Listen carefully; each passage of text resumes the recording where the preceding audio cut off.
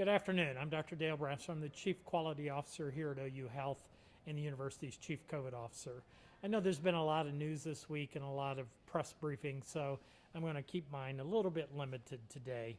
I'll go over the numbers that we saw today from the State Health Department, and then I want to talk about just a few issues around vaccine and at-home testing. So, a couple of points I wanted to make about the state numbers. Oklahoma has really risen in the ranks.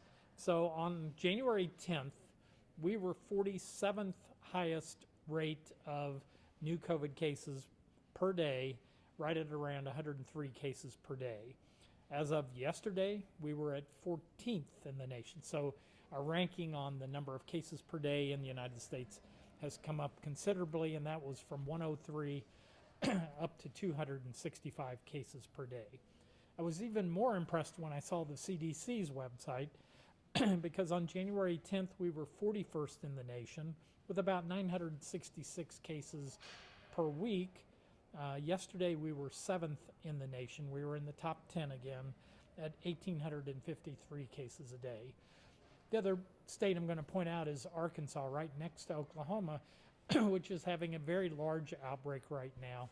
And when I've been interviewed, I've been highlighting that what we're seeing is the coast have had the very high rates of this Omicron variant, and it's moving into the Midwest. And so right now, we're a week or 10 days perhaps behind the East Coast, and our cases are going up quite rapidly. Everybody saw today's numbers. There were another 10,000 cases of COVID-19 reported today. In the past 2 days, they've caught up with death reporting, 152 deaths added to the toll in the past 2 days. And our 7-day rolling average now is up to 11,118. So the highest 7-day average we've ever seen during the entire pandemic. The other point I'll make is that hospitalizations continue to rise. I actually did not believe the numbers that were reported yesterday. I noticed that on Tuesdays, case counts tend to be lower. Sometimes the hospitalization data is a bit lower, and I think that's a reporting glitch and wasn't true. I just didn't believe that hospitalizations had gone down.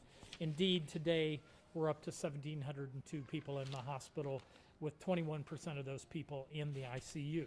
The percentage in the ICU has come down because, as I think all of you know, that we have been having breakthrough infections reported incidentally in patients who came into the hospital. So the example I use here at OU Health is we're a trauma center. Somebody comes in from a car accident and incidentally they test positive for COVID-19. We're not treating them for COVID-19, but we're treating them for the injuries that they sustained in the car accident. But the reality is that we still have to isolate those patients, use all the personal protective equipment, so they are very resource-intensive patients. And then finally, no surprise, the CDC's community transmission map shows that the entire state is in the red, as we would expect, which means we should all be wearing a mask when we're at indoor events. We just should do that routinely to slow the spread of the virus. So that's the data that we saw today, and I'll be happy to answer questions about it. I just wanted to highlight a couple of things that I've seen this week that I thought were interesting. There was a study that came out about COVID vaccines, about the incidence of adverse events, side effects that occur when you get the shot. And it reminded me of a study that had been published in 1996 by a friend of mine, Dr. Kristen Nickel, who was a U.S. authority on influenza vaccine. So in 1996, she did a study with about 850 patients. And they gave half of the patients the real flu shot, and they gave half of the patients saline shots or placebo shots. And what she demonstrated back in 1996 was that the incidence of side effects was identical, at least systemic side effects, was identical in the two groups. There was no difference. So there was no difference in symptoms of fever, muscle aches, fatigue, malaise, or headaches. And in fact, what she found was people who got the saline shot or the placebo shot were just as likely to report that they got the flu from the flu shot as people who got the actual flu shot. So it was a beautiful study, blinded, randomized study. The vaccine recipients did not know which one they were getting. The only side effect that was different between vaccine and placebo was a sore arm. Any of you that have had a flu shot or most vaccines know that it makes the muscles in your arm sore when you get, that was the only side effect that was any different for the influenza vaccine. So that then brings me to the study I looked at this week on COVID vaccines. This was a very, very large study, 12 randomized controlled trials. They pulled together 45,000 people who got either the COVID vaccine or a placebo shot. Remember that in the initial clinical trials for all of the COVID vaccines, there were a group of people who did not get the vaccine. They got placebo. So they took all of those studies, pulled them together, and had about 45,000. And they showed that people who got the actual shot did have more side effects or adverse events, most commonly headache and fatigue. However, a lot of people who got the placebo also had side effects. In fact, placebo for the first dose, 35.2% of them reported systemic side effects versus 46% of those that actually got the real COVID vaccine. And not surprisingly, with the second dose of the COVID vaccine, the incidence of side effects was higher at 61%, but still, of the people that got placebo, 32% of those people had systemic side effects, complained of particularly headache and fatigue. So all of the headlines this week are many of these side effects in our head. And there's an effect called the trying to get my notes here, nocebo effect, that if people are primed that headache or fatigue or fever, some of these things are side effects that you should expect, people will have them. And what they showed was people got the same side effects when they got placebo as when they got the actual COVID vaccine. So in this study for the first dose, 76% of the systemic adverse events that people complained of were probably nocebo effects, had nothing to do with the vaccine. The second dose, it was 51.8%. Again, we all know that side effects are more common with the second dose of a COVID vaccine. So again, I explained in the handout what the nocebo effect is and simply highlight that a lot of the side effects that people are having are sometimes because we pre-warned them to expect side effects, and so they have side effects. So again, the headaches, the headlines this week in the medical literature are some vaccine side effects just in our heads. And the conclusion of this large study with 50,000 people was that 60% of the adverse reactions to the COVID-19 vaccines were due to this nocebo effect. People expect side effects, so they experience them. And again, I think it's important because part of the conversation here is that oftentimes people use that as an excuse not to get the COVID vaccines, that they'll have side effects or other problems. And the reality is that that may not be the case. And so I highlighted one other study, and this was actually published a couple of months ago. But again, very, very large study, 6.4 million people who got vaccinated, 4.6 million people who got demographically similar people who did not get vaccinated. There was no increase in mortality in the people who got vaccinated versus those who did not of non-COVID deaths. Obviously, unvaccinated people were more likely to die of COVID. But if you looked at all other causes of death, there was no increase in mortality for people who got the COVID vaccine than people who did not. Again, highlighting the safety of these vaccines. The last study I wanted to mention, last couple of studies, one was on rapid antigens. This was a small research letter, but a large study, 903,000 people who tested with a COVID antigen test. So as you know, the administration is now sending out free COVID rapid antigen tests to do at home. So the question is, when that's positive, how good is that test? Or are we going to see a lot of false positive tests? So out of 903,000 tests, 1,322 tests were positive. That's only 0.5% of all the tests. So there were not a lot of people that tested positive. Of those 1,322, 1,103 people had PCR confirmation tests. So they were able to compare the results. And 462 of those positive rapid antigen tests, or which is about 42%, were false positives. However, then they carefully looked at the data and they found that there were 2 places that had all of the false positives and there was a batch of bad antigen tests. When they took those out, only 13.9% of the positives for rapid antigen tests were false positives. So with about 84 to 86% confidence, if you do a rapid antigen test and it comes back positive, we're pretty sure you have COVID. You have to consider yourself infectious. You need to isolate because you could spread the disease to other people.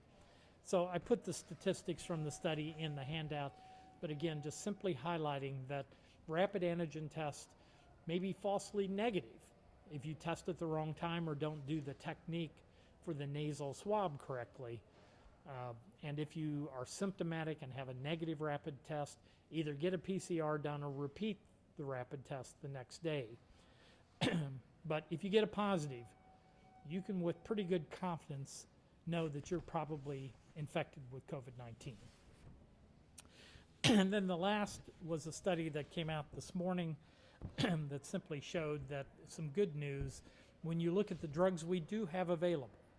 Remdesivir, Molnupiravir, one of the oral antivirals, and the new Paxlovid, they have remained very effective against all variants, including Omicron. So I know we have had shortages of these oral agents and IV Remdesivir. We have plenty of that right now. But the good news is that even with Omicron, all 3 of those remain effective at reducing symptoms, keeping people out of the hospital, and reducing the risk of death. So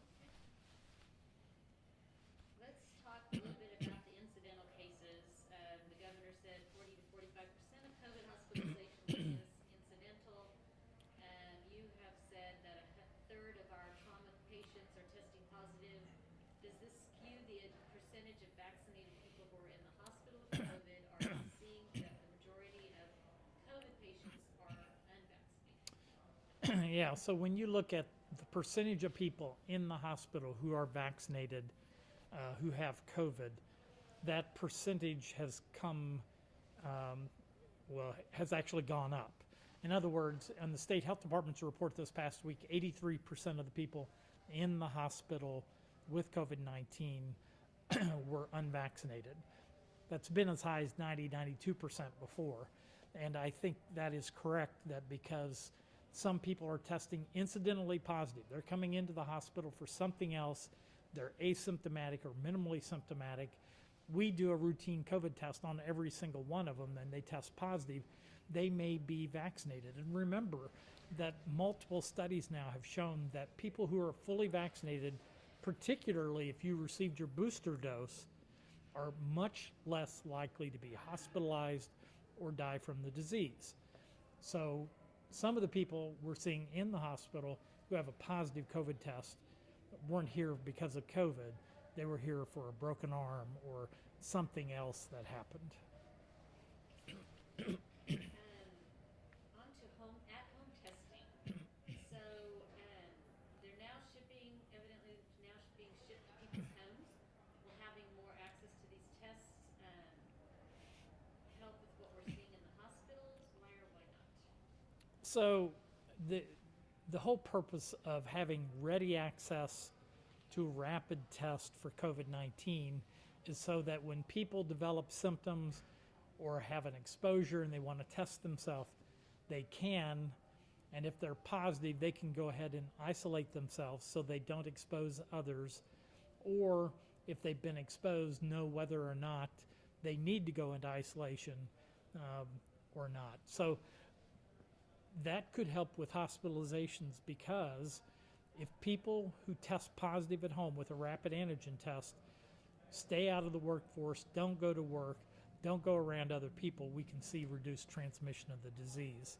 So in many countries, ready access to easy, accessible, rapid test is one of the ways that they control the pandemic, and that's because people have to go on the honor system that if they do test positive, they need to isolate themselves and stay away from other people. Commissioner Reed today said that the state continues to struggle to obtain the most effective monoclonal antibody and antiviral pill treatments against COVID-19. What do you attribute the shortage to, and how is it affecting the ability to treat the sickest COVID patients? Yeah, so the question is about monoclonal antibodies and the oral antiviral medications, the shortages that we're experiencing. So I want to point out that for monoclonal antibodies, we've typically had 3 different choices of monoclonal antibodies to treat patients with. But there's only one of them, sotrovimab, which is effective against the Omicron variant. So in our system, we've had BAM-EDI and Regeneron's product, but those aren't terribly effective, so we don't use them anymore. But we haven't been able to get sotrovimab. Part of the problem is now we have one monoclonal antibody that's effective against the variant that has traveled across the entire country. And so there's been huge demand for sotrovimab because almost all new infections are due to the Omicron variant. So there's just not enough supply, and it takes a while to produce those. And that's been one of the big challenges. Similarly with Paxlovid and Molnupiravir, both of them are new medications. Both of them do take time to manufacture at the same time that we've seen the most rapid rise in cases throughout the entire pandemic. They simply cannot keep up with the demand for the medications.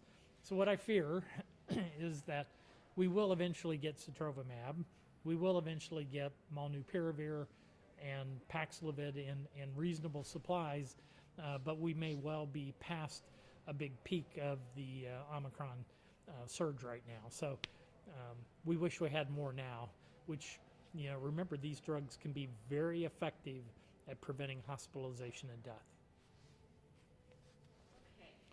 Just came in a few minutes ago. Can you address the use of hypochlorous acid in schools and other public settings? The company claims it kills COVID on impact and says it's 100% more, 100 times more effective than bleach and EPA approved. Well, so there are many products that are being used for contact surfaces. I just want to highlight again that one of the things we know about the COVID virus, SARS-CoV-2, is it's principally transmitted through the air, not by touching surfaces. So early in the pandemic, we were using all sorts of things, using electrostatic sprayers to spray chemicals and things to clean and decontaminate surfaces. And while there's nothing wrong with doing that, it may reduce other viral infections or staph infections and other things. That is not principally how COVID-19 is transmitted. It's transmitted by breathing it.